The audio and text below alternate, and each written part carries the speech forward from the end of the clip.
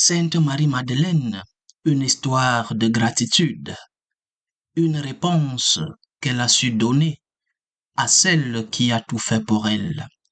Écoutons la parole du Seigneur de ce mercredi de la 16e semaine du temps ordinaire où nous célébrons la fête de Sainte Marie-Madeleine. Première lecture. Lecture du Cantique des Cantiques.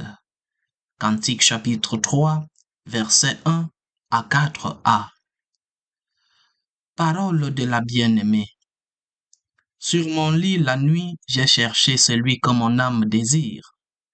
Je l'ai cherché, je ne l'ai pas trouvé. Oui, je me lèverai, je tournerai dans la ville, dans les rues et les places. Je chercherai celui que mon âme désire. Je l'ai cherché, je ne l'ai pas trouvé. Ils m'ont trouvé, les gardes, eux qui tournent dans la ville. Celui que mon âme désire, l'auriez-vous vu? À peine les avais-je dépassés, j'ai trouvé celui que mon âme désire. Je l'ai saisi et ne le lâcherai pas. Parole du Seigneur. Psaume.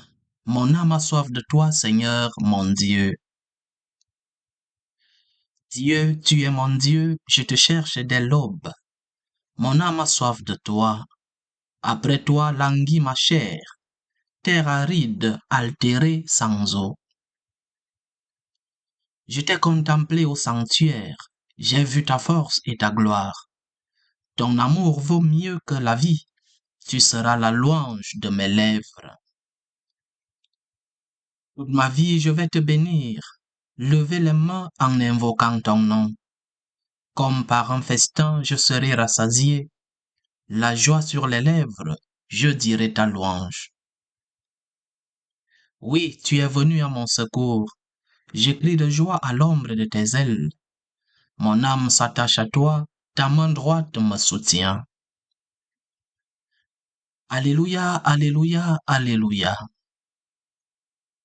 Dis-nous, Marie-Madeleine, qu'as-tu vu en chemin?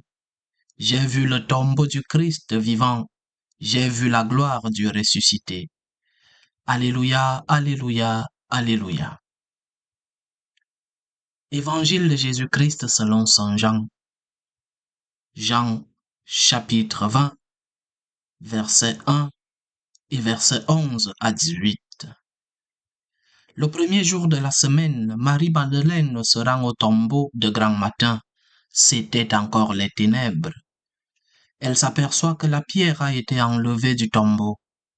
Elle se tenait près du tombeau, au dehors, tout en pleurs. Et en pleurant, elle se pencha vers le tombeau. Elle aperçoit deux anges vêtus de blanc, assis l'un à la tête et l'autre aux pieds, à l'endroit où avait reposé le corps de Jésus. Ils lui demandent, « Femme, pourquoi pleures-tu » Elle leur répond, « On a enlevé mon Seigneur et je ne sais pas où on l'a déposé. » Ayant dit cela, elle se retourna. Elle aperçoit Jésus qui se tenait là, mais elle ne savait pas que c'était Jésus. Jésus lui dit, « Femme, pourquoi pleures-tu? Qui cherches-tu » Le prenant pour le jardinier, elle lui répond, « Si c'est toi qui l'as emporté, dis-moi où tu l'as déposé et moi j'irai le prendre. » Jésus lui dit alors, « Marie. » S'étant retourné, elle lui dit en hébreu, « Rabouni » c'est-à-dire « Maître ». Jésus reprend, « Ne me retiens pas, car je ne suis pas encore monté vers le Père. Va trouver mes frères pour leur dire que je monte vers mon Père et votre Père, vers mon Dieu et votre Dieu. » Marie-Madeleine s'en va donc annoncer aux disciples, « J'ai vu le Seigneur. » Et elle raconta ce qu'il lui avait dit. Acclamons la parole de Dieu. Tout homme est une histoire sacrée, disons-nous dans ce chant populaire. Tout homme est une histoire sacrée. Une histoire sacrée entre chacun d'entre nous et Dieu. Chacun d'entre nous a une histoire personnelle et sacrée avec le Seigneur. Une histoire où Dieu vient semer en nous la semence de l'amour. Mais Il attend des fruits. Il attend des réponses à l'amour qu'il a semé en nous. L'histoire de Marie-Madeleine est donc l'histoire d'une réponse, une réponse de gratitude. C'est cette femme qui, après avoir reçu la guérison de la part de Jésus, s'est mise à le suivre, mais pas seulement à le suivre, à le servir. Elle a rencontré, elle a retrouvé le bien-aimé que nous avons lu dans le Cantique des Cantiques de la première lecture de ce jour.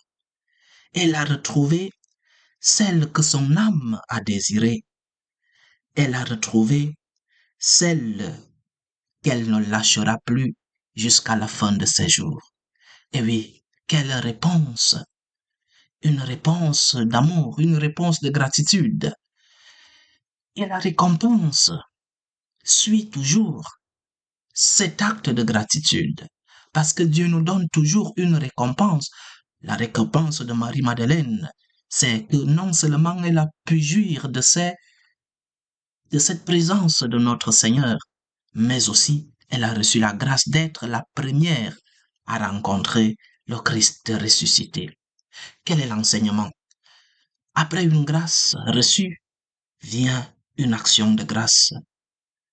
Après une grâce, vient une vie de gratitude, une vie d'action de grâce.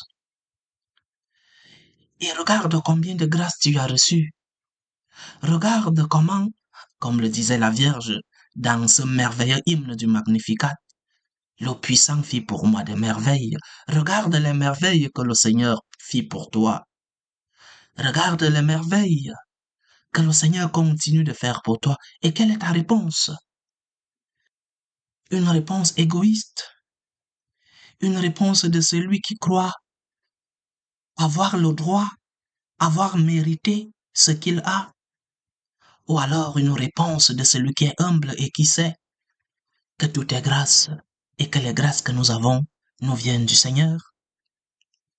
Parce que j'ai beaucoup reçu de Dieu, parce que le puissant fit pour moi des merveilles, je lui donne une réponse d'amour.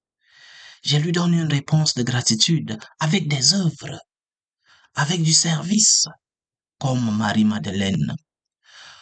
Les évangiles nous décrivent le bonheur de Marie-Madeleine. C'est ce bonheur que nous recevons lorsque notre vie est une action de grâce. Si le puissant a fait pour toi des merveilles, si tu reconnais les bienfaits de Dieu dans ta vie, il attend une réponse. Peut-être pas à la mesure de ce que tu as reçu, parce que tu es faible, mais il attend une réponse d'amour, à la mesure de tes faiblesses, une réponse de gratitude, que ta vie soit action de grâce, que le Seigneur remplisse nos cœurs de gratitude, pour que nous puissions lui donner la réponse qu'il mérite de recevoir de nous, que nos vies soient action de grâce, à l'exemple de Marie-Madeleine. Au nom du Père et du Fils et du Saint-Esprit. Amen. Sainte Marie-Madeleine, priez pour nous.